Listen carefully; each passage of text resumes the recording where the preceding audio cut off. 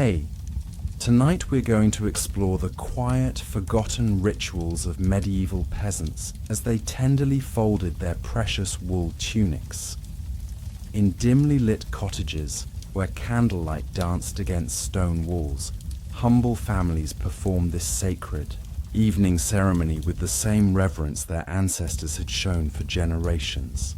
Each careful crease told a story of survival, of making precious garments last through harsh winters and endless labor. Tonight, we'll witness these gentle souls as they transform simple cloth into treasured keepsakes, their weathered hands moving with practiced grace, whispering ancient secrets of care and preservation into the very fibers themselves. If you're finding peace in these gentle stories of the past, I'd be so grateful if you could like this episode and share it with anyone who might need a soft escape into history's quieter moments. And if you haven't already, please consider subscribing so you never miss these tranquil journeys through time. Where are you listening from tonight? I hope your day has been gentle and that you're ready to let the peaceful rhythms of medieval life carry you toward rest. Now dim your lights, perhaps light a candle if you have one nearby, and let the hush of centuries past surround you as we step into a world where time moved slowly and every simple task was touched with quiet reverence. In the village of Woolmer, nestled between rolling hills where sheep grazed beneath endless skies, the evening mist began its slow descent as Margot the weaver's daughter prepared for the day's final ritual. The year was 1347, and autumn had painted the thatched roofs with golden light that seemed to linger longer each day, as if the season itself wished to delay winter's inevitable arrival. Margot's cottage stood at the edge of the village green, its walls built of river stones that her grandfather had carefully selected and placed with his own weathered hands. The roof, thick with straw and bound with willow branches, sloped gently toward the earth, giving the humble dwelling the appearance of a natural hill that had somehow sprouted windows, and a wooden door painted the soft blue of robin's eggs. Inside, the main room served as kitchen, workshop, and gathering place for Margot's family. Her father Edmund worked late into the evening at his loom, the rhythmic clacking of the wooden beaters creating a lullaby that had soothed Margot to sleep since childhood. Her mother Beatrice sat by the hearth, spinning wool into thread with a wooden wheel that hummed like a contented cat. The fire crackled softly, casting dancing shadows that transformed the simple room into a place of magic and mystery. But it was Margot who had inherited her grandmother's special gift for caring for wool garments, a skill that the old woman had passed down through whispered instructions and patient demonstrations on countless quiet evenings, just like this one. Grandmother Elsie had lived to be 73 years old, an remarkable age for a peasant woman, and she attributed her longevity to the meditative practice of properly folding and storing wool tunics, claiming that the gentle repetition soothed both body and soul. As the church bells rang vespers across the valley, Margot gathered the family's wool tunics from where they had been airing on wooden pegs near the window. Each garment told its own story through the patterns of wear and careful mending that marked a life of honest labor. Her father's tunic, dyed the deep brown of oak bark, bore patches at the elbows where years of work at the loom had worn the fabric thin. Her mother's everyday kirtle showed the gentle fading around the neckline, where countless days of spinning had allowed the autumn sun to bleach the wool to a softer shade of blue. Margot's own tunic, woven from wool that came from sheep she had, helped to shear the previous spring, still held the faint scent of lavender and rosemary that her mother had scattered among the fleeces during the cleaning process. The garment fit her slender frame perfectly, its loose sleeves allowing for the constant movement required by her daily tasks of carding wool, gathering eggs from the chickens, and tending the small garden behind their cottage where they grew onions, leeks, and the precious herbs that added flavor to their simple meals.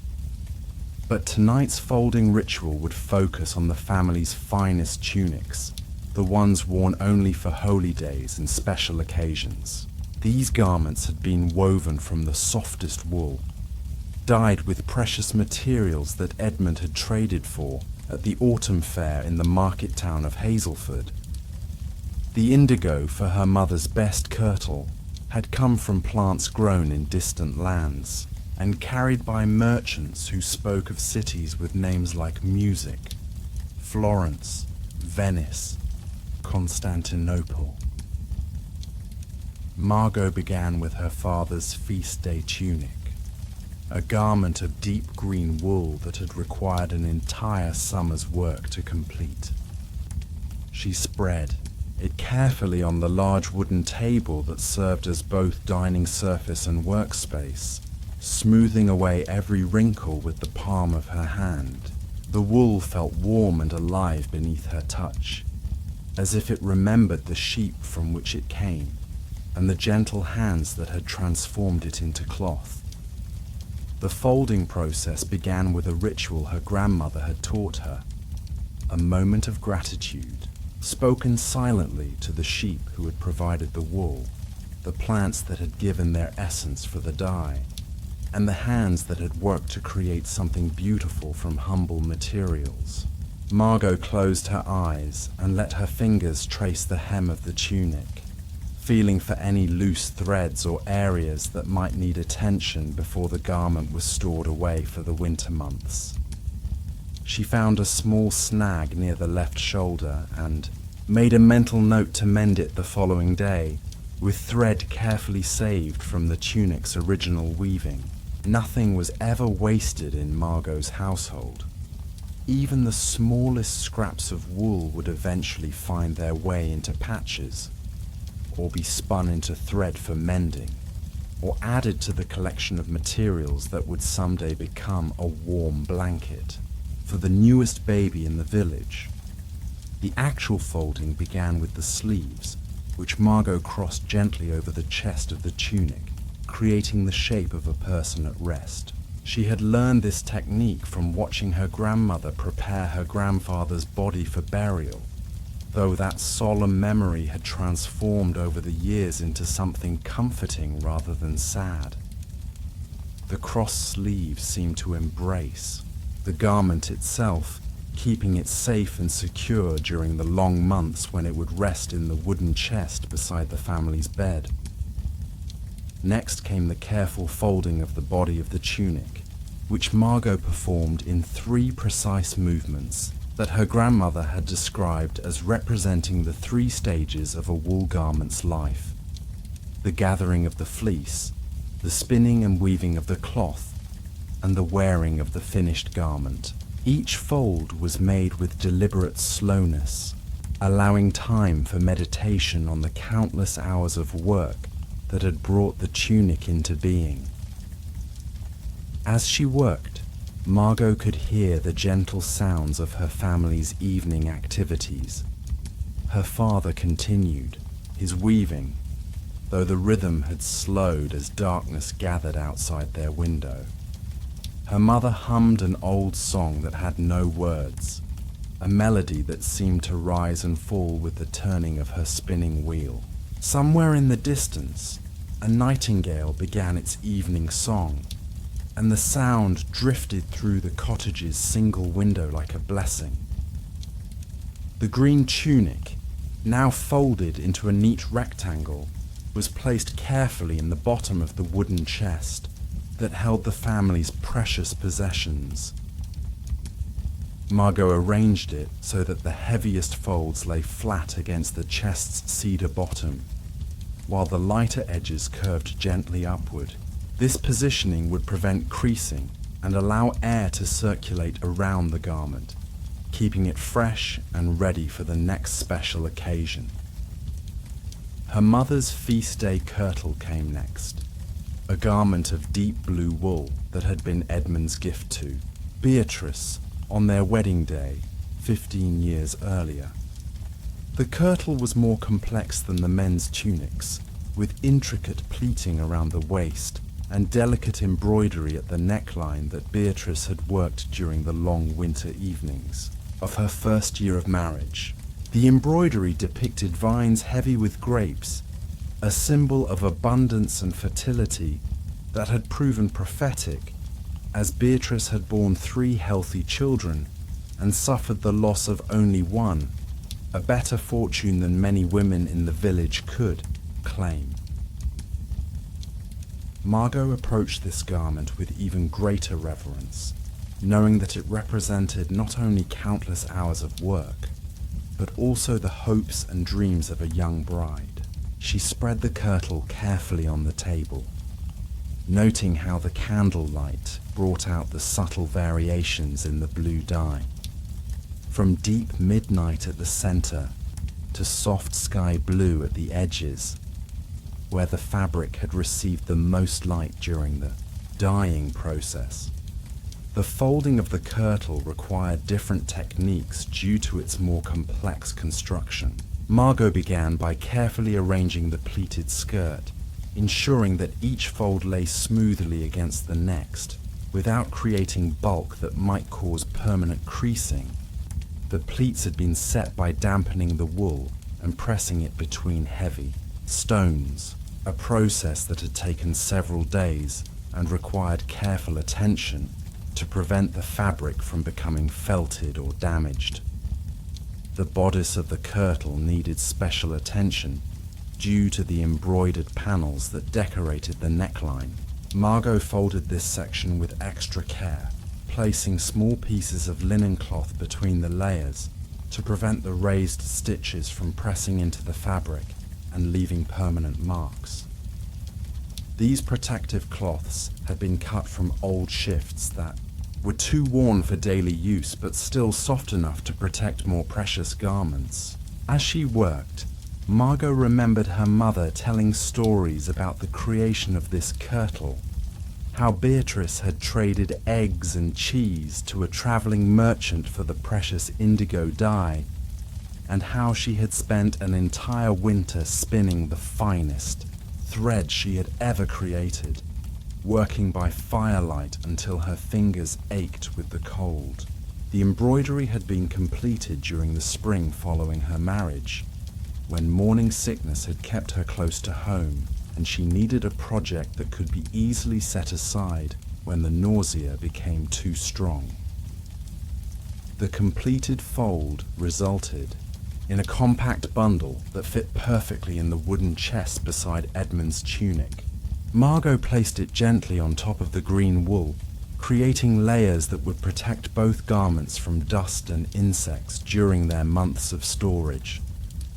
Between the 2 garments, she sprinkled dried lavender flowers that had been harvested from the monastery garden and blessed by Brother Francis, the monk who tended the abbey's herb garden and shared his knowledge freely with the village women. The final garment to be folded was Margot's own best kirtle, a gift from her parents for her 16th birthday earlier that year. The kirtle was woven from wool that came from a special ewe named Blossom, a sheep known throughout the village for producing fleece of unusual softness and pure white color. The wool had been left undyed, allowing its natural cream color to show, and decorated only with delicate tablet weaving around the neck and sleeves that Margot had created herself under her grandmother's patient instruction. This garment represented Margot's transition from childhood to young womanhood, and folding it required not only technical skill, but also an acknowledgement of the changes that were coming in her life. Soon, she would likely marry Thomas the miller's son, a kind young man who had been bringing his father's grain to Edmund's workshop for months longer than necessary, always finding excuses to linger and talk with Margot about the weather, the sheep, and the small events that made up the rhythm of village life. The white kirtle felt different under Margot's hands than the older garments she had folded earlier. The wool was still soft with newness, unmarked by the wear and small accidents that would inevitably come with time. As she smoothed the fabric, she tried to imagine all the occasions when she might wear this garment. Her wedding day, certainly, and the christenings of her future children, and perhaps someday the weddings of those children when she herself would be an old woman passing down the secrets of wool care to another generation. The folding of this kirtle followed the same careful pattern as her mother's, but Margot found herself moving even more slowly, as if trying to preserve not just the garment, but this moment of transition between her childhood and whatever lay ahead. The tablet woven trim required special attention, as the intricate geometric patterns could be permanently flattened if folded incorrectly. Margot arranged these decorative bands so they lay smoothly against the kirtle's surface, maintaining their raised texture while preventing them from creating uncomfortable bumps in the folded garment. As she completed the final fold, Margot realized that her father's loom had fallen silent and her mother's spinning wheel had stopped its gentle humming. The cottage had grown quiet, except for the soft crackling of the dying fire and the distant sound of wind moving through the apple orchard behind their home. The nightingale had completed its evening song, and somewhere a barn owl called across. The fields where the last of the autumn grain had been harvested and stored away for winter. The white kirtle joined its companions in the wooden chest, and Margot carefully arranged small sachets of dried herbs around all three garments. These sachets contained not only lavender for its sweet scent and insect-repelling properties, but also dried mint to prevent moths, rosemary for preservation, and a pinch of blessed salt that Father Marcus had distributed after the Michaelmas service. Each herb had been gathered at the proper time of day and phase of the moon, according to the old knowledge that Grandmother Elsie had shared with Margot during their last winter together. Before closing the chest, Margot placed a final protection over the folded garments, a cloth that had been woven from flax and embroidered with symbols of protection and blessing. This covering cloth had been in the family for 3 generations, passed down from Edmund's grandmother to his mother to Beatrice, and someday it would pass to Margot and eventually to her own daughters. The embroidery depicted a tree with spreading branches that sheltered various animals: rabbits, deer, birds, and even a small dragon that represented the protective spirits that watched over the household. The wooden chest closed with a soft thud that seemed to echo through the quiet cottage. Margot ran her hand over the smooth lid, feeling the slight depressions where countless openings and closings had worn the wood smooth. The chest itself was a wedding gift that Edmund had received from his own father, carved from oak that had grown in the ancient forest that once covered the entire valley. The wood had been seasoned for 7 years before the carving began, and the chest had been blessed by the village priest and treated with special oils that would help protect its contents from moisture and decay. With the folding ritual complete, Margot began her own preparation for sleep. She banked the fire carefully, ensuring that enough coals would remain to restart it quickly in the morning, and checked that the cottage's single window was securely shuttered against the night air. Her parents had already retreated to their sleeping alcove behind a curtain of heavy wool, and she could hear their quiet voices as they shared the events of the day and made plans for tomorrow's work. Margot's own sleeping space was a straw mattress in the corner of the main room, positioned so that she could tend the fire if needed during the night and be the first to rise in the morning to begin the day's tasks. Her everyday kirtle hung on a peg within easy reach, ready for the dawn that would bring new challenges and familiar routines. But as she prepared for sleep, pulling a warm wool blanket up to her chin, her thoughts remained with the carefully folded garments resting safely in their wooden sanctuary. In the darkness of the cottage, with only the faint glow of the banked fire providing light, Margot could almost sense the presence of all the women who had performed this same ritual before her. Her mother, her grandmother, her great-grandmother, whose name she had never learned, but whose hands had also folded wool, tunics by candlelight in this same cottage. The ritual connected her not only to her family's past, but to women throughout the village and beyond, all participating in the same careful preservation of precious garments that meant the difference between warmth and cold, between dignity and destitution.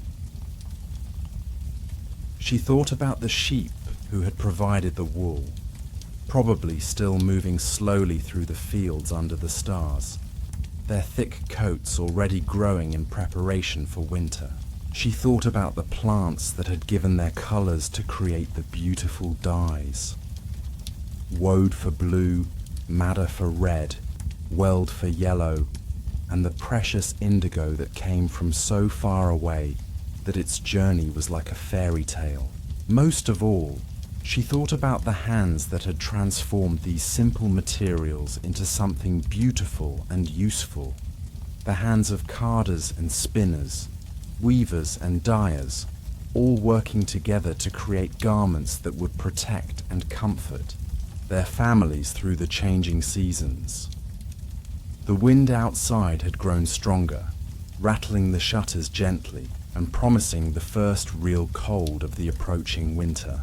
But inside the cottage, surrounded by the fruits of honest labor and protected by rituals that connected her to generations of women who had faced the same challenges and found the same comforts, Margot felt completely safe and peaceful.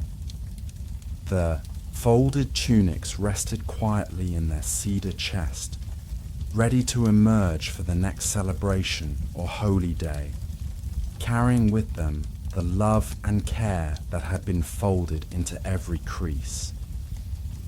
Tomorrow would bring its own tasks, checking the stored grain for signs of mice, repairing a tear in her everyday shift, helping her mother card the wool from the autumn shearing.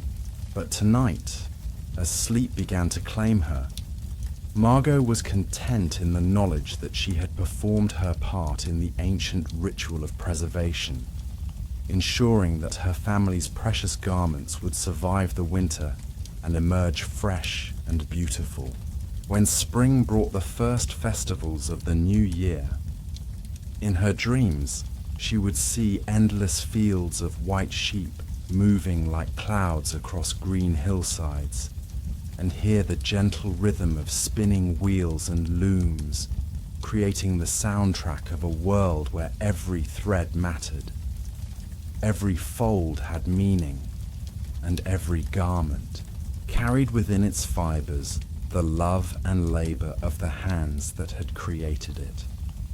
The ritual of folding wool tunics was more than just a practical necessity.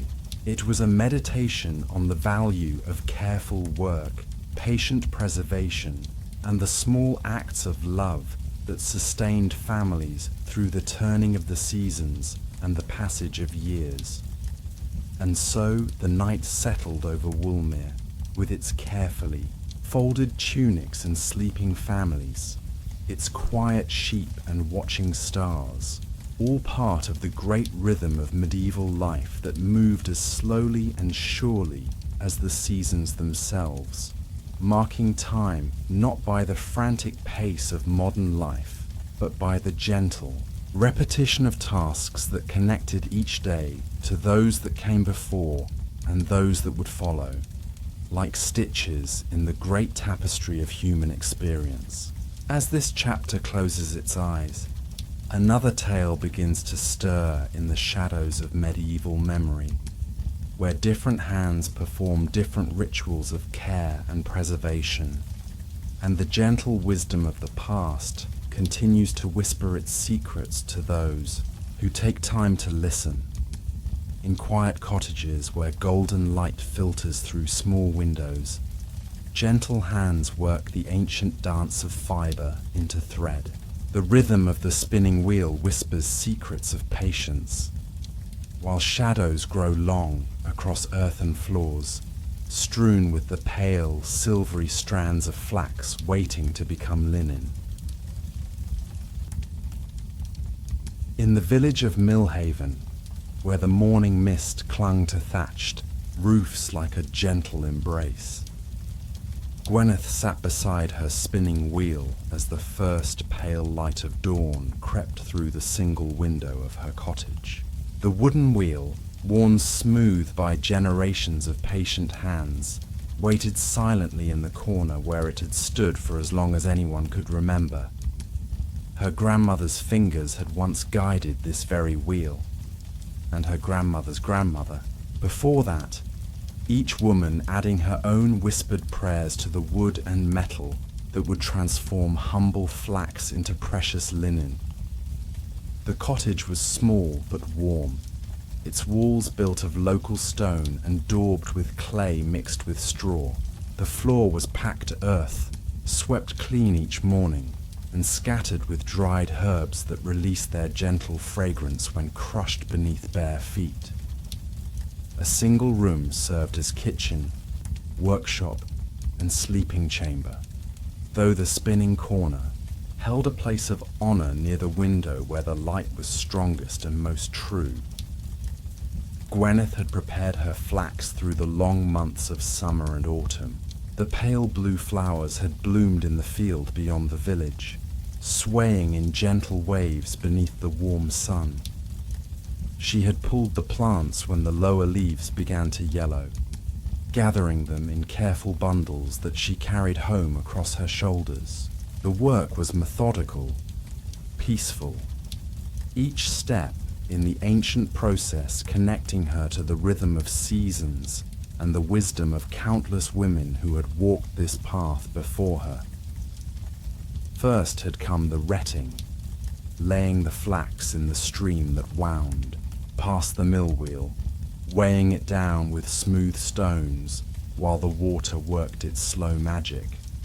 For weeks the bundles had soaked, the outer stems softening until they could be stripped away to reveal the precious fibers within. The village children had grown accustomed to seeing Gwyneth by the stream in the early morning, checking her bundles, turning them gently, waiting for that perfect moment when the fibers would release their grip on the woody stems. After the retting came the breaking, using the heavy wooden tool that her father had carved for her when she was still a girl, learning the craft at her mother's knee. The breaker sat on a wooden bench in the cottage yard, its hinged blades designed to crush the brittle stems without damaging the delicate fibers within. Hour after hour she had worked, feeding the dried flax between the blades, pressing down, with careful force, watching as the unwanted matter fell away like autumn leaves. Then the scutching, using a broad knife-like blade to scrape away the remaining fragments of stem and bark. The motion was rhythmic, almost meditative, the blade sliding along the wooden board with a soft whisper that seemed to echo the very sound of wind through growing flax. Her hands had learned the pressure needed, the angle of the blade, the way to tease the fibers free without cutting or damaging them. The scutching knife had belonged to her grandmother, its handle worn smooth and dark with age and use. Finally came the heckling, drawing the cleaned fibers through a series of combs with increasingly fine teeth. The first heckling removed the coarser pieces, the short fibers that would be saved for other uses. The second and third hecklings aligned the remaining fibers, straightening them, preparing them for the spinning wheel. By the end of this process, the flax had been transformed from rough plant matter into something resembling silk in its fineness and sheen, pale gold in the lamplight, soft as a whisper against her fingers. Now, in the quiet of early morning, Gwyneth arranged her prepared flax on the wooden distaff, the long staff that would hold the fibers as she worked. The distaff was another family treasure, carved from ash wood and decorated with simple but elegant patterns that caught the morning light. She wound the flax around the staff in careful spirals, securing it with a ribbon of wool dyed soft blue with woad from her own garden. The spinning wheel waited, its great wheel positioned at her right side, the smaller drive wheel and spindle arranged for the smooth pull of fiber into thread. She had oiled the wheel the night before, working neat's foot oil into every joint and bearing until the mechanism turned with barely a whisper. The wheel was more than a tool. It was a companion, a partner in the ancient dance of creation that turned plant fiber into fabric, need into fulfillment. Gwyneth settled onto her low stool, adjusting her position until her feet could reach the treadle comfortably and her hands could move freely between distaff and wheel. She had learned this posture as a child, sitting beside her mother through long winter evenings, watching the smooth coordination of foot and hand that seemed effortless but required years to master. The rhythm of spinning was like breathing, like heartbeat, something that became part of the body's own music once properly learned. She began with a few gentle pumps of the treadle, setting the great wheel in motion. The familiar sound filled the cottage, a soft rushing whisper that spoke of countless hours spent in this same position, countless yards of thread drawn from flax and wool and hemp. The spinning wheel sang its ancient song, a lullaby that had accompanied women's work for generations beyond counting. From the distaff, she drew a small tuft of flax, testing its preparation, feeling for any remaining bits of stem or inconsistency in the fiber. The flax was perfect, pale and lustrous, ready to be transformed. She joined this new fiber to the leader thread already wound on the bobbin, feeling the moment when the twist caught and began to draw the flax into the growing thread. The motion was hypnotic, meditative. Her right hand controlled the wheel, keeping the rhythm steady, while her left hand guided the flax fibers, allowing them to be drawn into the twist at just the right speed. Too fast, and the thread would be lumpy and weak. Too slow, and it would be uneven, thick in some places and thin in others.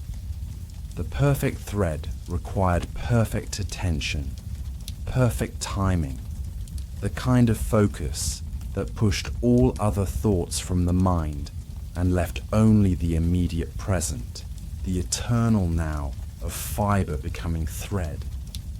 As the morning progressed, the thread accumulated on the bobbin, yard after careful yard of linen thread, finer than anything that could be purchased in the market town. This was thread spun with love and patience, thread that would become cloth worthy of the finest garments, cloth that would last for decades if properly cared for. In a world where fabric was precious, where every thread represented hours of careful work, nothing was wasted, nothing taken for granted. The light from the window shifted as the sun climbed higher, casting moving patterns on the cottage wall as clouds drifted across the sky. Gwyneth paused occasionally to rest her hands and eyes, to sip from the cup of small beer that sat on the windowsill, to check the tension of the thread and adjust the wheel if needed. But mostly, she simply spun, lost in the ancient rhythm, connected to every woman who had ever worked flax into linen. Through the open window came the sounds of the village awakening. Children's voices called to each other as they drove geese to the common pasture. The smith's hammer began its daily song against the anvil. Cartwheels creaked along the village street as farmers headed to their fields.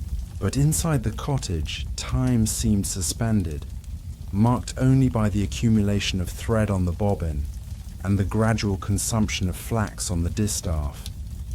Gwyneth's neighbour, Alice, appeared at the window sometime after the church bell had rung, the hour of prime.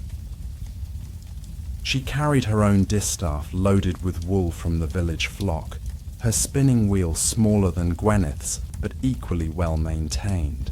Without need for invitation, she settled beside the cottage door, setting up her own work in the shared sunlight. The two women spun in comfortable silence, the rhythm of their wheels creating a gentle counterpoint that seemed to harmonize with the sounds of the village morning. Occasionally, one would comment on the quality of her fiber, or share a bit of news about a neighbor's family, but mostly they worked in the peaceful communion of shared labor, shared skill, shared understanding of the ancient craft that connected them to every generation of women stretching back to the beginning of memory. As the sun reached its zenith, both women set aside their wheels to prepare the midday meal. Gwyneth's husband, Thomas, would return from the fields hungry and tired, ready for bread and cheese and the thick pottage that simmered over the fire. But the afternoon would bring more spinning, more of the gentle rhythm that turned fiber into thread, thread into cloth, need into provision. The process of spinning flax required not just skill, but understanding of the fiber itself. Unlike wool, which had natural crimp and elasticity, flax fibers were long and straight, requiring a different touch, a different rhythm. The spinner had to learn to work with the natural characteristics of the plant, to coax rather than force, to guide rather than control. It was a lesson in patience, in working with nature rather than against it. Gwyneth had learned these lessons gradually, through years of practice and observation.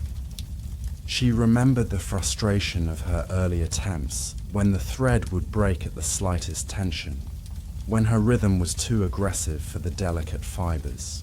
Her mother had guided her with gentle words and patient demonstration, showing her how to trust the wheel, how to let the twist build naturally, how to feed the flax at just the right speed to create thread that was both fine and strong. The afternoon brought a different quality of light through the cottage window, warmer and more golden than the pale clarity of morning. Gwyneth returned to her wheel after the brief rest of the midday meal, her hands automatically finding their familiar positions, her feet resuming their steady rhythm on the treadle. The morning's work had nearly emptied one distaff. She loaded another with fresh flax, enjoying the feel of the prepared fibers between her fingers. Alice had departed after the meal to tend to her own household, but the cottage did not feel empty. The spinning wheel provided its own companionship, its own conversation in the language of rhythm and motion. Gwyneth found herself thinking of her daughter, married now and living in the next village, where she tended her own garden and raised her own children. Soon those children would be old enough to learn the spinner's art, to carry forward the chain of knowledge and skill that connected past to future through the simple act of making thread. The thread accumulating on the bobbin would eventually become cloth on the loom that stood against the cottage's back wall. Thomas was skilled with the loom as well as the plough, able to weave the threads his wife spun into the sturdy linen fabric that would clothe their family and provide surplus for trade. It was a partnership as old as agriculture itself, each skill complementing the other, each necessary for the survival and prosperity of the household. As the afternoon progressed toward evening, Gwyneth's rhythm never faltered. The spinning wheel continued its gentle song. The flax continued its transformation. The thread continued to accumulate in careful spirals on the bobbin. This was work that could not be hurried, could not be forced, could only be accomplished through patience and steady application. It was meditation in motion, prayer made manifest in the simple act of creating something necessary and beautiful from the gifts of the earth. The quality of thread she produced would determine the quality of the cloth it became. Fine thread required perfect preparation, perfect spinning, perfect attention to every detail of the process. Coarse thread might serve for everyday garments and rough household linens, but fine thread could become undergarments soft against the skin, or altar cloths worthy of the parish church, or special garments reserved for feast days and celebrations. Gwyneth took pride in her thread, in its evenness and strength, in its pale golden colour that spoke of careful preparation and skillful spinning. She'd been taught to see the beauty in such simple things, to find satisfaction in work well done, regardless of whether anyone else would notice or appreciate the quality. The thread itself was its own reward, each perfect yard a small victory, a small addition to the household store of wealth and provision.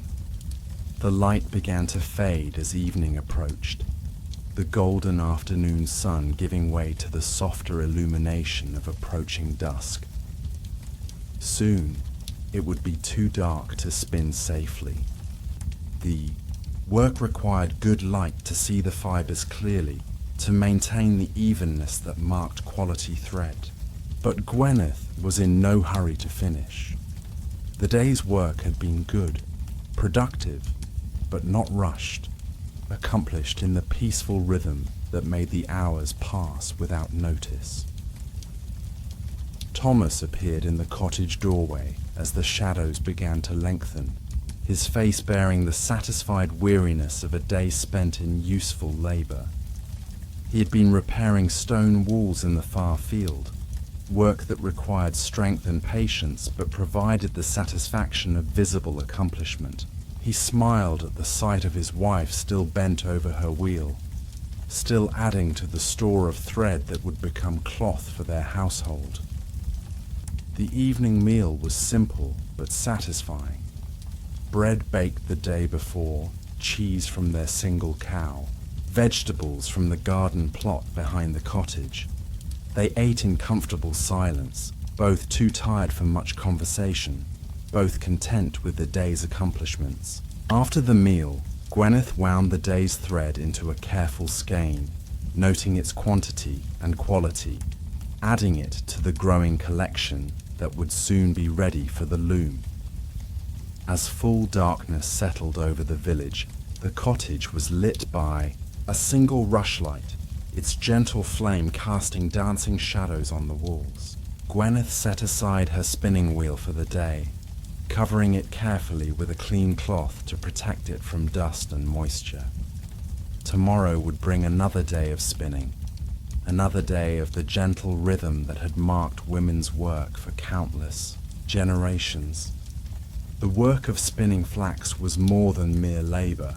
It was participation in an ancient tradition, a connection to the very foundations of civilization. The ability to transform plant fibers into thread, thread into cloth, cloth into garments, represented one of humanity's most fundamental technologies. Every thread Gwyneth spun connected her to this greater story, this ongoing human effort to create comfort and beauty from the raw materials of the earth. In the flickering light of the rush lamp, the cottage seemed to hold all the peace and contentment that such simple work could provide. The day had been well spent, the work accomplished with skill and patience. Tomorrow would bring its own tasks, its own opportunities for useful labor, its own additions to the household's store of provision and comfort. As Gwyneth prepared for sleep, her hand still held the memory of the day's spinning, the gentle resistance of flax fibers yielding to the wheel's persuasion, the accumulation of thread that represented hours of patient work. It was good work, necessary work, work that connected her to the earth and seasons, to the community of women who shared her skills, to the long chain of generations who had lived by the ancient arts of fiber and thread. The spinning wheel stood, silent in its corner, but even in darkness it seemed to hold the promise of tomorrow's work, tomorrow's gentle rhythm, tomorrow's transformation of humble flax into precious linen thread. In a world where every thread mattered, where every yard of cloth represented irreplaceable labor, the spinner's art was both practical necessity and quiet miracle, turning the gifts of the earth into the comforts of home through nothing more than patience, skill, and the ancient wisdom passed down from mother to daughter through countless generations of gentle hands. Another chapter rises like a whisper on the wind, carrying us deeper into the quiet mysteries of medieval hearths and homes. In the hushed chambers where shadows dance with morning light, ancient looms hold secrets of patience and devotion. Here, beneath low-hanging rafters, heavy with the scent of dried herbs, gentle hands guide threads into patterns older than memory itself, weaving stories into cloth with each careful pass of the shuttle. The workshop stood in the quietest corner of the village, where the cobbler's lane curved away from the bustling market square and wound toward the mill pond. Here, where the sound of hammering grew faint, and the calls of merchants softened to whispers, Marguerite had built her sanctuary of threads and dreams. The building itself was unremarkable, timber and daub like all the others, with a roof of weathered thatch that had sheltered 3 generations of weavers before her. But within these humble walls lay something approaching magic, the gentle symphony of wooden looms transforming simple flax into the most precious of fabrics. The morning. Light filtered through small windows of horn, casting a golden glow across the workshop's interior. Dust motes danced in the slanted beams, each speck catching the light like tiny stars suspended in the quiet air. The room smelled of linseed oil and wool, of the beeswax used to strengthen the threads, and the lavender scattered among the finished, bolts to keep away moths. It was a scent that spoke of patience and craft, of hands that knew their work so well they could continue even in the darkest hours of winter. Marguerite moved through her domain with the fluid grace of one who had spent 40 years among these looms. Her feet, bare and silent on the worn wooden floor, knew every creak and groove of the planks. Her hands, though weathered by decades of work, remained steady and sure as she checked each loom in turn, examining the tension of the warp threads, the evenness of the weave, the thousand small details that would determine whether today's work would sing or merely whisper. The largest loom dominated the center of the room, its frame built from oak that had seasoned for 20 years before her grandfather had shaped it into this monument to patient craft. The wood had darkened with age and use until it gleamed like burnished bronze in the morning light. This was where the finest linen was born, thread by precious thread, in a process so slow and meditative that visitors often mistook it for idleness. But Marguerite knew better.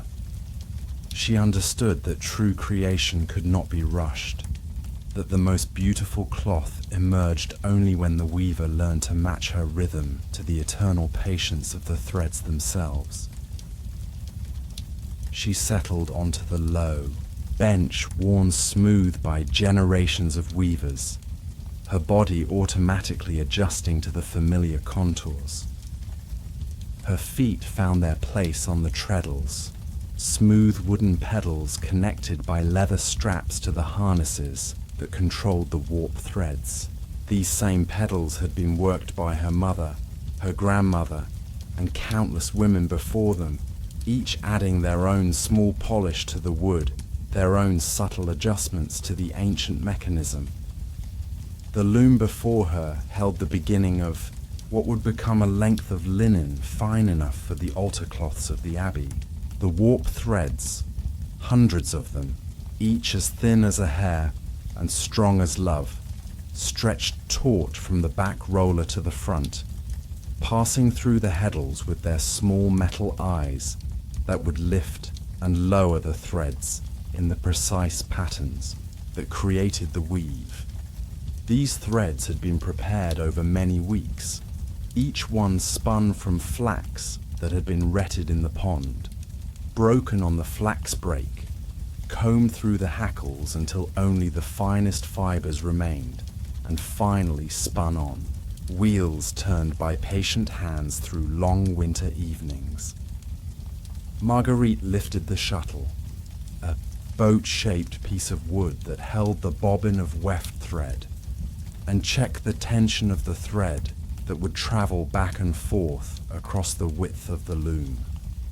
The thread was perfect, smooth and even, with just enough twist to hold its strength, but not so much as to make it harsh or difficult to work. She had spun this thread herself on quiet afternoons when the light was too poor for weaving, her wheel humming its ancient song as the flax transformed beneath her fingers into something approaching silk. The first pass of the shuttle was always a moment of prayer.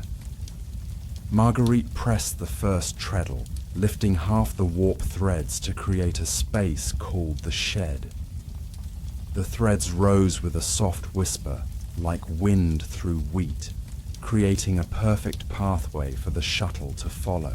She passed the shuttle through with a motion so practiced it seemed like breathing, the bobbin unwinding just enough thread to reach from selvage to selvage without tension or slack. Then came the beating, the gentle but firm stroke of the reed that pressed each new thread into place against its neighbors. The reed was a comb-like device with hundreds of precisely spaced metal wires, each one polished to smoothness by years of use. When Marguerite pulled the beater toward her, it made a sound like rain on leaves, soft but definite, marking the completion of one more thread in the endless tapestry of cloth. The rhythm established itself naturally. Press the treadle, pass the shuttle, beat the thread, press, pass, beat, press, pass, beat. Each cycle added one more weft thread to the growing fabric, one more step in the ancient dance between human hands and natural fibers.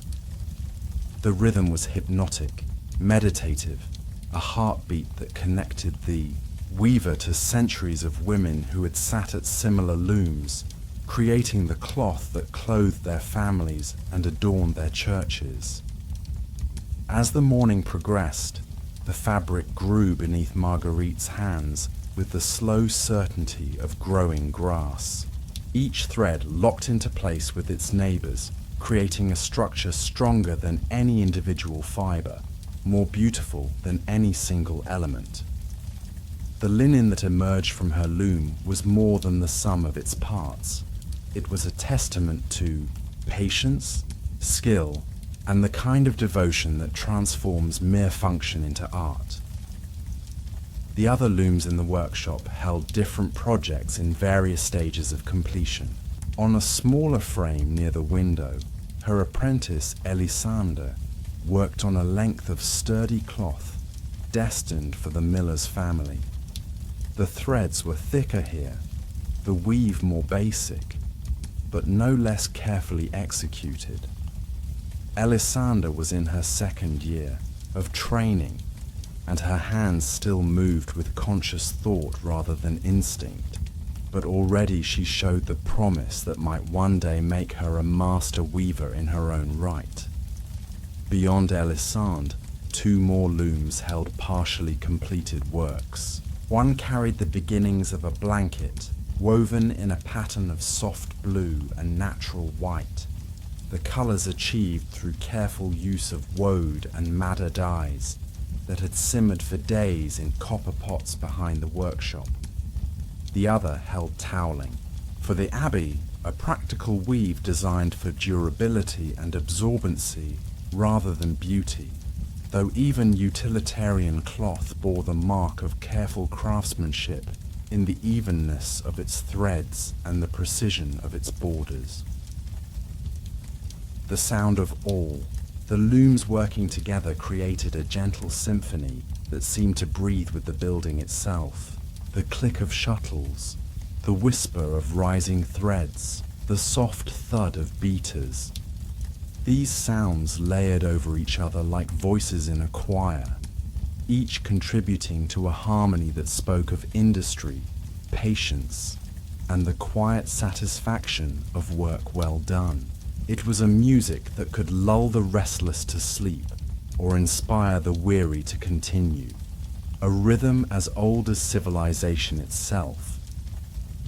Near midday, when the light grew too bright and harsh for the finest work, Marguerite set aside her shuttle and moved to check the progress of the threads soaking in the great stone basins at the back of the workshop. Here, in depths of clear well water, hanks of newly spun linen thread underwent their final preparation. The water would remove the last traces of pectins and impurities from the flax, leaving only the pure cellulose fibers that would create cloth of unmatched whiteness and strength. She lifted a hank from the water, feeling its weight and texture with practiced fingers. The threads were ready, clean and smooth, with the faint sheen that marked the finest linen. These would be dried on wooden frames in the shade, then wound onto bobbins ready for weaving. Each step in the process had its own rhythm, its own requirements, its own small satisfactions for those with eyes to see them. The afternoon brought its own tasks and pleasures. While the younger women continued their weaving, Marguerite turned to the delicate work of planning new patterns. She sat at a small table near the window, where the light was best, with sheets of parchment marked in faint lines that would help her calculate the complex interactions of warp and weft that created the most intricate designs.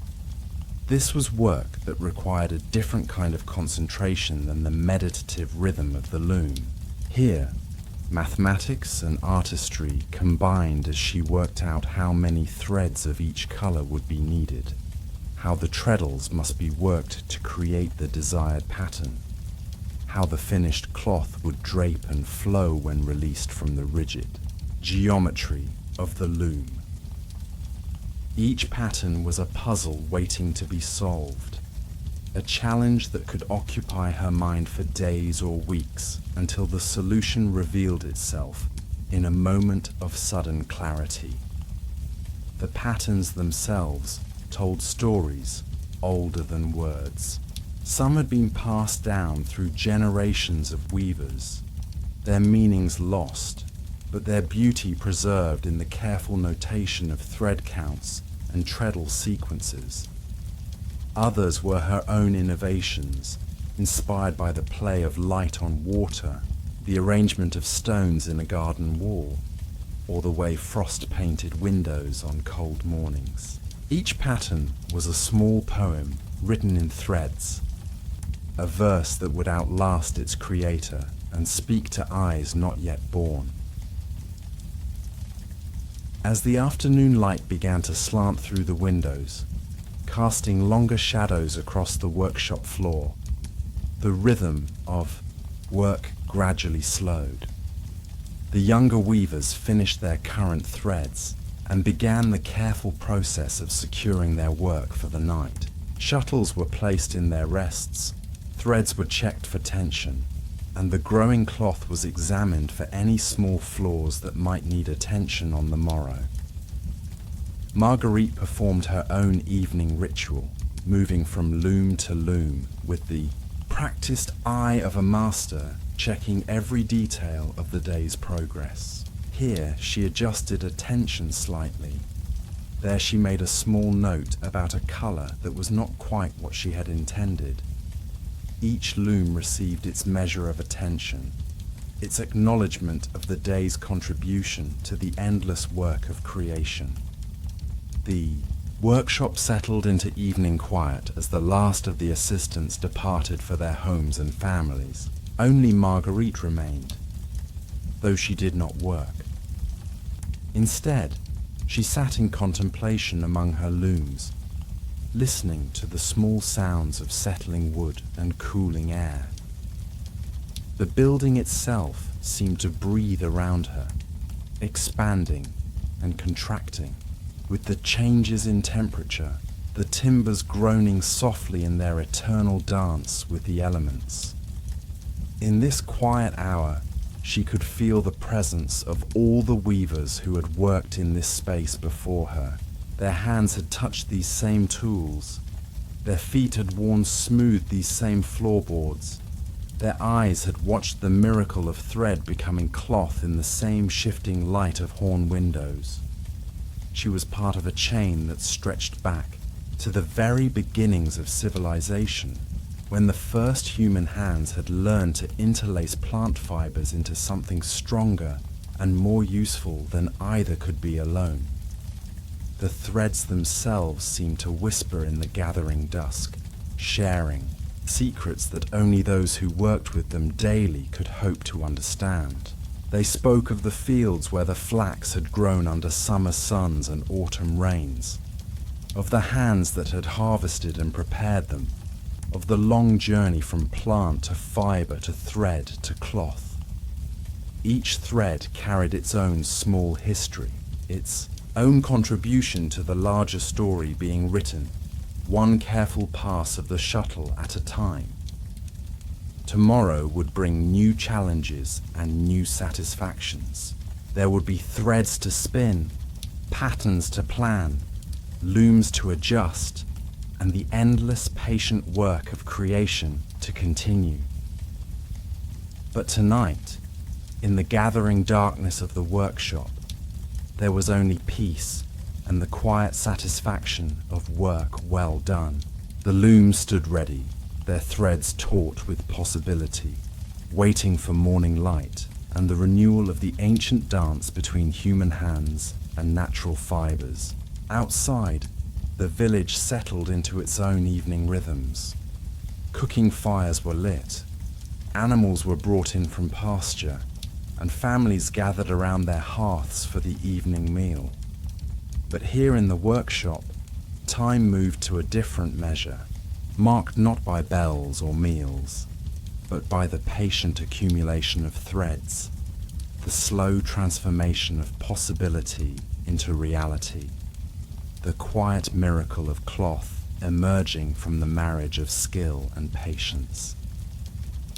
The moon rose through the small windows, casting silver light across the looms and their stretched threads. In this ethereal glow, the workshop took on an otherworldly quality, as if it existed outside the normal flow of time, in a space where past and future converged in the eternal present of creation. The threads gleamed like spun moonlight. The wooden frames stood like ancient altars dedicated to the mystery of making, and the very air seemed thick with the dreams and aspirations of all who had worked within these walls. Marguerite rose from her contemplation and made her final rounds, checking that all was secure for the night. Each loom received a gentle touch, a quiet word of thanks for the day's progress, a promise of tomorrow's continued partnership. She adjusted a thread here, straightened a shuttle there, performing the small rituals that mark the boundary between day and night, work and rest, the active time of creation and the passive time of restoration. As she prepared to leave the workshop for her small cottage behind the main building, Marguerite paused at the threshold for one last look at her domain. The looms stood ready in the moonlight, their threads taut with anticipation, their wooden frames solid and eternal in the shifting light. Tomorrow they would sing again with the music of creation, but tonight they rested in peaceful preparation for the work to come. The door closed softly behind her, and the workshop settled into its nocturnal quiet. But even in darkness, the work continued in its own way. The threads maintained their tension, the patterns held their possibilities, and the very air itself seemed to vibrate with the potential for tomorrow's miracles. In the deep silence of the night, the looms dreamed their dreams of cloth and beauty, of human hands and patient hearts, of the endless story that would resume with the first light of dawn. In this sacred space where threads became dreams and dreams became cloth, time itself seemed to weave its own patterns, connecting past to future through the eternal present of creation.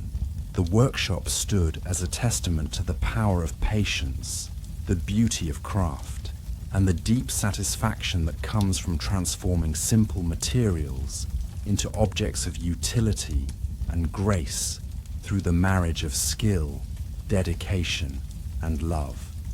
And so the night passed in the workshop where linen threads dreamed upon ancient wooden looms, where the past lived on in every carefully placed thread, and where tomorrow's beauty waited to be born from the patient alchemy of human hands and natural fibers guided by hearts that understood the true meaning of creation.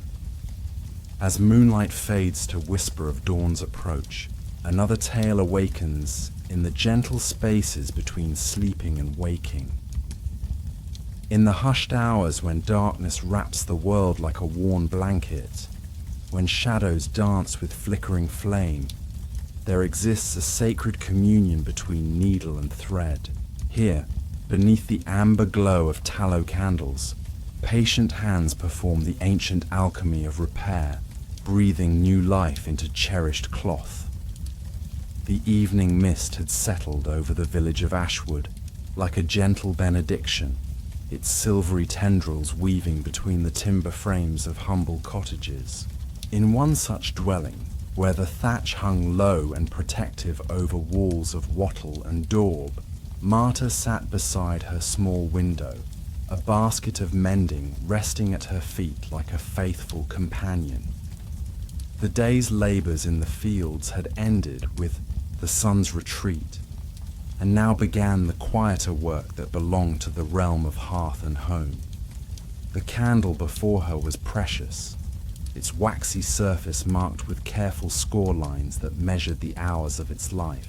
She had made it herself during the autumn slaughter, when the tallow ran thick and white, rendering slowly over the kitchen fire while she stirred with the patience of generations. Each candle represented warmth hoarded against the long winter, nights light carved from the very substance of survival. Now, as its flame danced in the draught that crept through the shutters, it illuminated the sacred tools of her evening craft. Her needle was her grandmother's before her, a slender shaft of bone worn smooth by countless touches, its eye perfectly, round from years of threading. It had been carved from the leg bone of a sheep, hollowed and shaped with the reverent care reserved for instruments of daily miracle. Beside it lay her wooden spool, wound with thread, spun from the hemp that grew in the plot behind their cottage, its fibers twisted into strength by her own hands during the long summer evenings, when daylight stretched late into the night. The first garment she lifted from the basket was her husband Edmund's tunic, its woolen surface soft with wear and marked by the honest stains of labour. A tear near the shoulder spoke of his struggle with a stubborn branch while gathering kindling. The fabric parted like a mouth crying out for attention. She spread the garment across her lap, her fingers reading the damage like a physician examining a wound, understanding instinctively how the weave had failed and what remedy it required. The wool beneath her touch held the memory of the sheep from which it came, animals she had known by name and temperament. This particular thread had come from Gwendolen, a ewe with a patch of black around her left eye, whose fleece had been notably fine and strong. The wool had been washed in the stream behind the miller's house, beaten with wooden paddles, until the lanolin released its grip and the water ran clear. Then came the combing, the careful alignment of fibers, the slow transformation from raw fleece to workable thread. Marta threaded her needle with the deliberate ceremony of a ritual, drawing the hemp fiber through the bone eye with a gentleness, born of respect for both tools and materials. The thread seemed to come alive in the candlelight, its twisted strands catching the golden glow like tiny captured sunbeams. She tied a knot at the thread's end, rolling it between her fingers until it formed a perfect globe of security, a promise that her work would hold. The first stitch entered the fabric with a whisper, the needle parting the wool fibers with surgical precision. She pulled the thread through slowly, savouring the soft resistance that spoke of good cloth well made. The second stitch followed a finger's width away, then the third, each one placed with the mathematical precision passed down through generations of women who understood that clothing was not mere covering, but armour against the world's harsh edges. As she worked, the sounds of the evening settled around her like a familiar symphony. Edmund's gentle snoring drifted from the alcove where he lay beneath their heaviest blanket, his breathing deep and regular as a smith's bellows. There, daughter Mary stirred occasionally in her corner bed, murmuring fragments of dreams that might have been prayers or might have been songs. The fire in the central hearth had burned low to glowing embers, its occasional crack and pop punctuating the silence like a heartbeat. Outside, the village night carried its own music. A dog barked once, sharply, then settled back into silence. The night watch called the hour in a voice thick with cold, his words echoing off the walls of the church before fading into the mist. Somewhere in the distance, an owl offered its hollow question to the darkness, received no answer, and asked again with infinite patience. The tear in Edmund's tunic required a patch, and Marta had saved the perfect piece of cloth for just such a moment. It came from Mary's outgrown kirtle, a square of wool dyed the deep brown of oak bark, its colour rich and earthy as freshly turned soil. She had kept it in her mending basket for months, knowing that someday it would find new purpose, that cloth too precious to waste would live again in service to her family. She placed the patch over the tear with the careful consideration of an architect, ensuring that the grain of the weave aligned perfectly with the parent garment. The first stitch attached one corner, then she worked her way around the edges with tiny, invisible stitches that would hold until Edmund himself wore the tunic to threads. Each stitch was a small act of love, an investment in warmth and dignity, a shield against the cold that crept through every crack and seam of their winter world. When the patch was secure, she held the tunic up to the candlelight, examining her work with the critical eye of a master craftsman. The repair was nearly invisible, blending into the original fabric like a scar that had healed to strength. She folded the garment carefully and set it aside, then reached for the next item in her basket.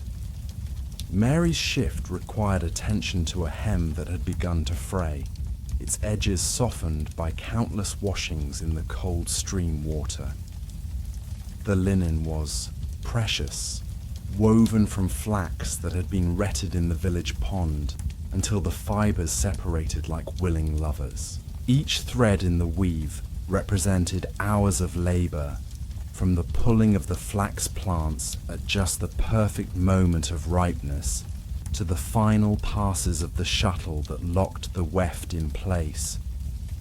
She examined the frayed hem in the candlelight, seeing where the threads had broken under the stress of Mary's active play. The child ran everywhere, climbed everything, lived with the joyous abandon of youth, and her clothing bore the happy scars of adventure. But linen was strong when properly tended, and a fresh hem would give the shift months more life. Marta began the delicate work of drawing out the damaged threads, picking at them with her needle's point until they came free, like fish bones from flesh. The good threads she saved, coiling them carefully in her palm for future use. In a household where nothing was wasted, even the smallest scrap of thread might someday mend a critical tear or strengthen a weakening seam. The new hem required precision, each fold measured by the width of her thumb, each crease pressed flat with the bone needle's side before the first securing stitch was placed. She worked from right to left, the way her mother had taught her, the way her grandmother had learned from her own mother, in an unbroken chain of knowledge stretching back to the very origins of needle and thread. The stitches fell into a rhythm, as natural as breathing, in and out, pull and secure, each one identical to its neighbor in tension and spacing. The hemp thread seemed to find its own path through the linen, guided by hands that had performed this dance countless times before. The candlelight flickered across her work, casting moving shadows that made the cloth seem alive beneath her fingers. As she sewed, Marta's mind wandered to the history held within the fabric itself. The flax for this shift had grown in the field behind the church, its blue flowers nodding in the summer breeze like tiny prayers made visible. She had helped with the harvest, pulling the plants by their roots to preserve the longest possible fibers, then laying them in neat rows to dry under the August sun. The retting had taken place in the old pond near the woods, where generations of villagers had soaked their flax until the binding materials rotted away and left only the strong inner fibers. The smell had been sharp and earthy, the scent of transformation, of plant matter giving up its secrets to human need. She remembered the satisfying crack of the breaking process, where wooden mallets had crushed the woody stems and freed the fibers to be combed and cleaned. The spinning had been winter work, done by the fire while snow fell outside and wind howled through the village streets. Hour after hour, the wheel had turned, drawing out the flax fibers into thread of gossamer strength. Her fingers had guided the process, feeling for inconsistencies, maintaining the perfect tension that would create thread strong enough for daily wear, yet fine enough for delicate stitching.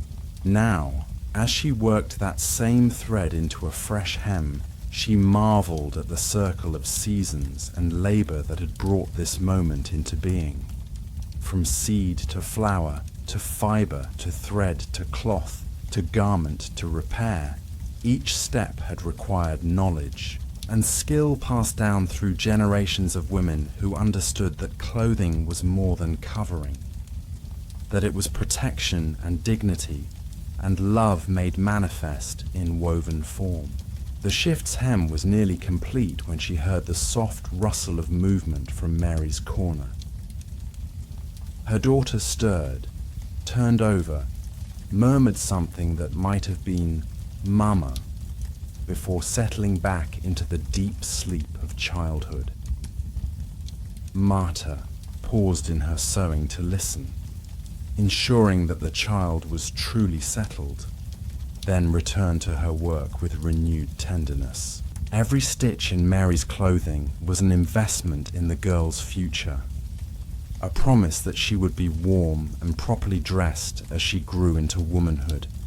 The shift would serve her through the coming months, through the games and adventures that filled a child's days, through the gradual lessons in household skills that would prepare her for her own role as keeper of the family's clothing.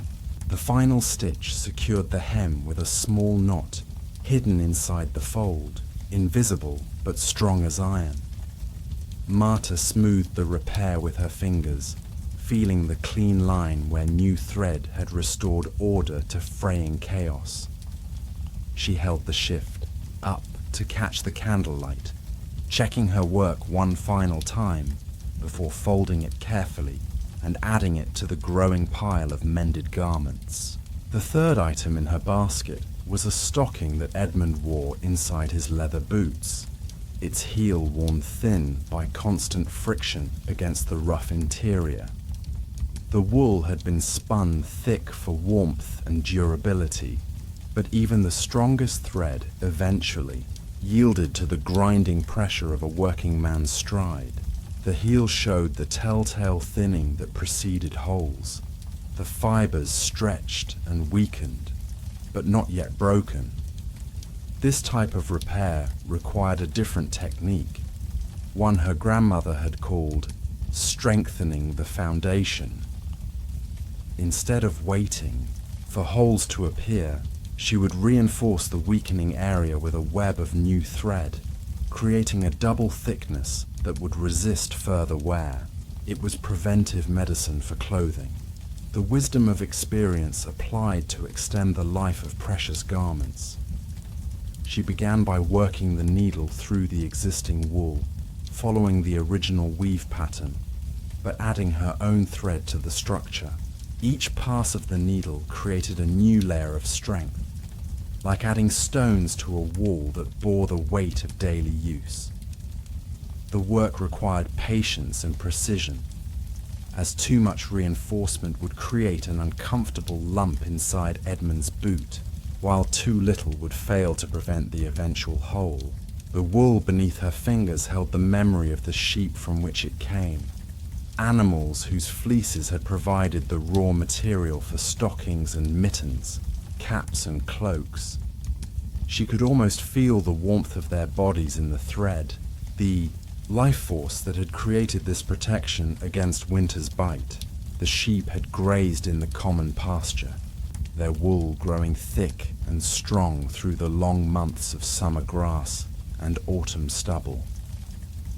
The shearing had been a community event, neighbors gathering to help each other with the crucial task of harvesting the year's wool crop. She remembered the skill of the master shearer, his blades dancing across the sheep's skin without ever breaking the surface, the fleece coming away in one perfect piece, like a woolen shadow of the animal that had carried it. Then came the sorting, the careful separation of the finest fibers from the coarser guard hairs, the allocation of different grades to different purposes. The softest wool would become undergarments and baby clothes, while the stronger fibers would serve for stockings and outer garments that faced the world's rough edges. Nothing was wasted, even the shortest fibers finding use in felt or padding. As she worked the reinforcing stitches into Edmund's stocking, Marta reflected on the countless hours of labor represented in this simple garment. From pasture to loom to needle, human hands had guided every step of the transformation, from animal fleece to protective clothing. The work connected her to every woman who had ever sat by candlelight, mending the fabric barriers that stood between her family and the harsh indifference of the world. The strengthening was complete, the heel now thick with new thread that would distribute the pressure of Edmund's weight across a broader area. She tested the repair by stretching the wool gently, feeling for any weakness or irregularity in the weave. Satisfied that the work would hold, she turned the stocking right side out and examined it in the candlelight, seeing how the reinforcement had become invisible, blending seamlessly with the original fabric. The fourth item requiring attention was her own woolen cape, its surface marked by the small tears and snags that accumulated through daily wear. The wool was thick and tightly woven, designed to shed rain and block wind, but even the strongest fabric eventually yielded to the constant friction of branches and thorns encountered during daily travels between house and field, market and church. Each small tear told a story of service, a moment when the cape had fulfilled its purpose by protecting her from some sharp edge of the world. She remembered the thorn bush that had caught the fabric near the shoulder, how she had felt the snag, but continued on her way to the market, trusting that the damage could be repaired when time allowed. Now, in the quiet of evening, that trust would be vindicated by patient needlework. The tears were small but numerous, requiring a different approach than the larger repairs she had completed earlier. These would need careful darning, the technique of weaving new thread into the damaged area to restore both strength and continuity to the fabric. She selected thread that matched the cape's deep blue dye, spun from wool that had been colored with woad grown in the monastery garden. The darning began with the creation of a foundation, parallel threads laid across the tear like the warp of a tiny loom. Each thread was anchored carefully at both ends, secured to undamaged fabric with stitches so small they were barely visible. The work required absolute precision, as any irregularity in spacing or tension would create a weak point that would fail under stress. Once the foundation was complete, she began the weaving process, drawing her needle over and under the parallel threads in the ancient pattern that created cloth from separate strands. Each pass of the needle built up the repair, creating new fabric in the space where the original had failed. The work was hypnotic in its rhythm, the needle dancing through the web of threads like a shuttle on a loom. The candlelight played across her work, casting shadows that made the darning seem to grow and shift like living tissue. The blue wool caught the golden light and transformed it, creating depths of color that seemed to contain the memory of summer skies and distant horizons. The thread itself was beautiful, each strand perfectly twisted and dyed, the product of skills honed over generations of practice. As she worked, the sounds of the night continued their gentle symphony around her. The wind had picked up slightly, sending occasional puffs of cold air through the shutters that made the candle flame dance and flicker. Each gust carried the sense of the sleeping village, the lingering smoke of banked fires, the clean smell of frost forming on thatch and timber. The darning was nearly complete when she heard the soft scratching of mice in the walls, their tiny claws finding purchase on the rough wooden supports that held their cottage together. The sound was familiar and oddly comforting, a reminder that her family was not alone in seeking shelter from the cold night.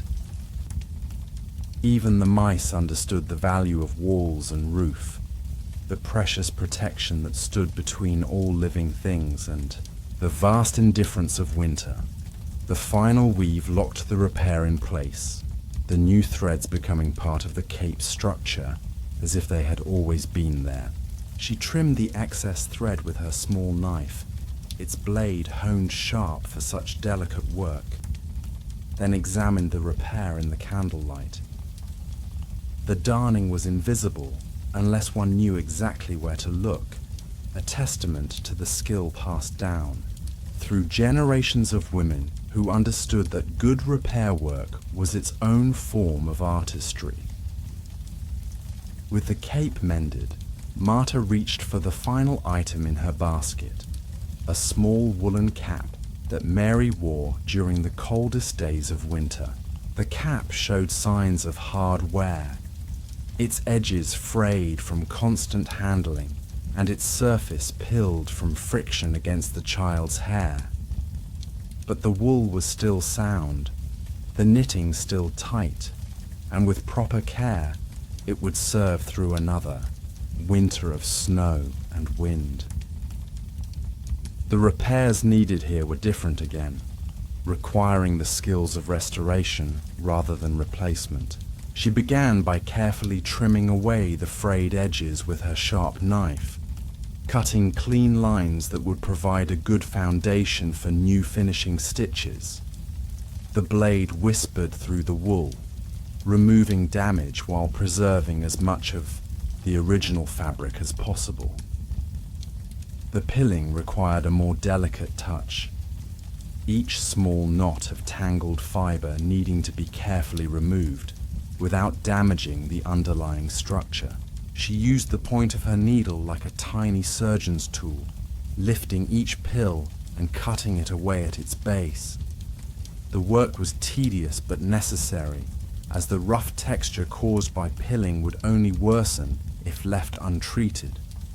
With the surface cleaned and smoothed, she began the process of refinishing the edges, using a technique called blanket stitch that would prevent further fraying while creating an attractive border. Each stitch looped through the previous one, creating a chain of thread that lay flat against the cap's edge like a protective fence. The work required careful spacing, each stitch placed exactly one needle's width from its neighbor. The tension, maintained at just the right level to lie flat without puckering. Too tight, and the edge would curl inward, creating discomfort against Mary's forehead. Too loose, and the stitches would catch on hair and clothing, creating new problems while solving old ones. As the blanket stitch progressed around the cap's circumference, Marta found herself thinking about the skill required to create the original garment. The cap had been knitted on wooden needles carved from birch wood, each stitch formed by drawing loops of yarn through previous loops in the endless spiral that created seamless fabric. The knitter had been Mary's godmother, a woman whose fingers moved like lightning as she worked, creating garments that seemed to flow from her needles like water from a spring. The wool itself had been spun specifically for this purpose, twisted, tighter than usual, to create thread that would hold its shape through the stresses of knitting and wearing. The spinner had worked at the wheel through long winter evenings, drawing out the fibers to just the right thickness, maintaining the tension that would create strong, even thread. Each strand represented hours of patient labor, skill applied to transform raw fleece into the building blocks of warmth. The dyeing had been done in the great cauldron that served the entire village, the wool heated with madder root to achieve the soft red color that complemented Mary's dark hair. The process required precise timing and temperature, knowledge passed down through generations of women who understood the alchemy of color. Too hot, and the wool would felt into useless clumps. Too cool, and the dye would not penetrate the fibers properly. Now, as she worked her needle around the cap's edge, Marta marveled at the chain of knowledge and skill that had created this simple garment. From sheep to shearing to spinning to dyeing to knitting to wearing to mending, each step required specialized knowledge, techniques refined over centuries of practice. The cap was not just clothing, but a repository of human wisdom, a manifestation of the accumulated skills that made civilized life possible. The blanket stitch was nearly complete, the border growing steadily as her needle worked its way around. The circumference. The new thread was slightly different in color from the original, but the variation would fade with washing and wearing until it blended seamlessly with the rest of the garment. The important thing was that the edge was now secure, protected against further fraying by the fence of interlocked stitches. As she worked the final stitches, Marta became aware that the candle had burned low, its flame growing smaller as the wax pool deepened around the wick. She had perhaps another hour of light before she would need to either light a new candle or put away her work until the next evening. The thought made her fingers move a little faster, eager to complete the cap before darkness claimed her workshop. The final stitch secured the blanket stitch border, the thread disappearing into the wool as if it had always been there. She held the cap up to the candlelight, examining her work with the critical eye of a master craftswoman. The repair was perfect, the edges clean and secure, the surface smooth and even. Mary would wear this cap through many more winter days, protected by the skill of loving hands that understood the value of preservation. With the last item mended, Marta sat back in her chair and surveyed the results of her evening's work. 4 garments lay before her, each one rescued from the gradual decay that claimed all things. Each one granted new life through the application of patient skill. The pile represented hours of labor, but also hours of love, the tangible expression of her commitment to her family's welfare. She gathered the mended clothing carefully, folding each piece with the respect due to renewed life. The tunic would go back to Edmund's chest, ready for another season of faithful service. The shift would return to Mary's alcove, prepared for more adventures and the inevitable repairs they would bring. The stocking would rejoin its mate in the drawer where Edmund kept his few changes of clothing. The cape would hang once more on its peg by the door, ready to shield her from whatever weather the morning might bring.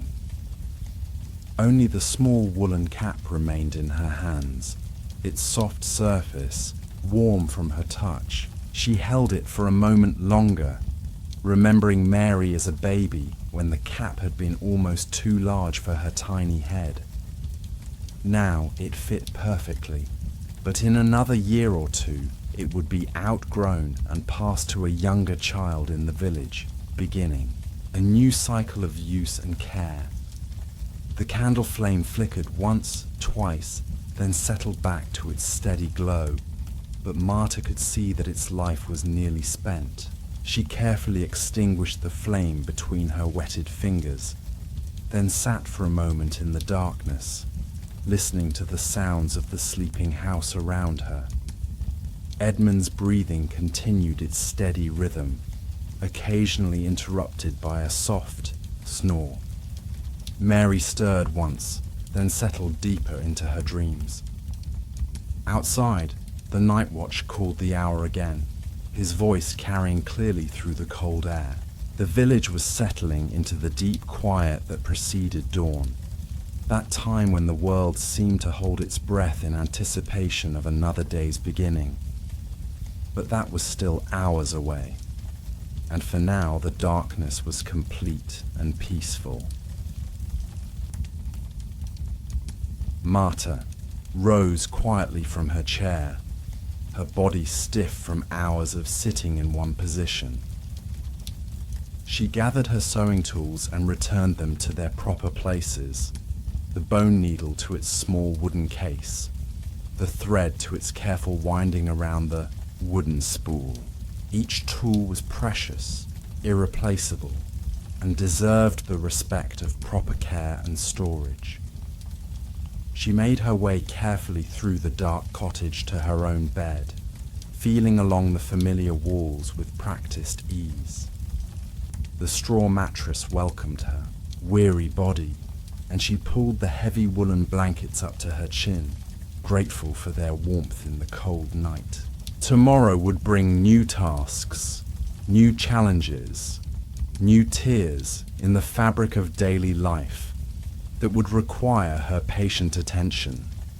But tonight, she had fulfilled her quiet duty, preserving and protecting the garments that stood between her family and the harsh world beyond their cottage walls.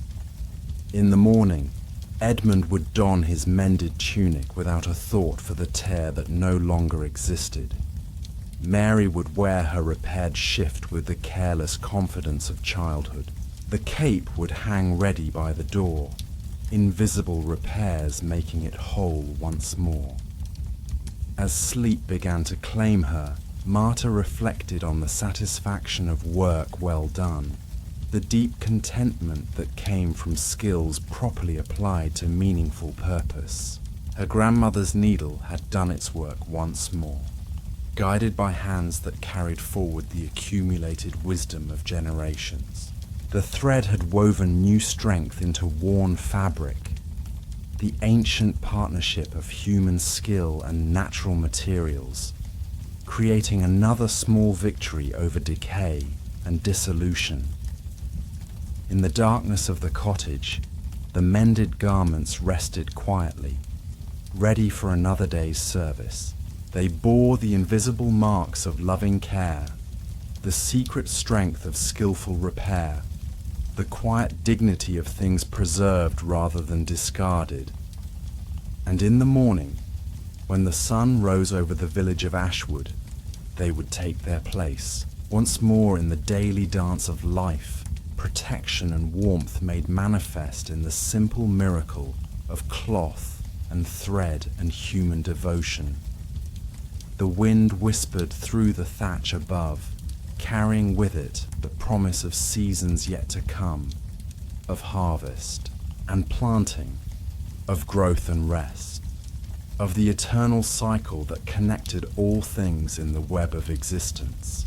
And somewhere in that web, held secure by stitches of love and threads of care, a family slept warm and safe, protected by the quiet heroism of hands that mended what was broken and preserved what was precious. A soft thank you to you, dear listener, for journeying with us through these gentle tales of medieval life and craft. If you're new here, we'd love to have you subscribe so you never miss a story. May your own rest be as peaceful as that cottage in Ashwood, and may your dreams be filled with the quiet satisfaction of work well done and love well given. Until we meet again in another tale, sleep well.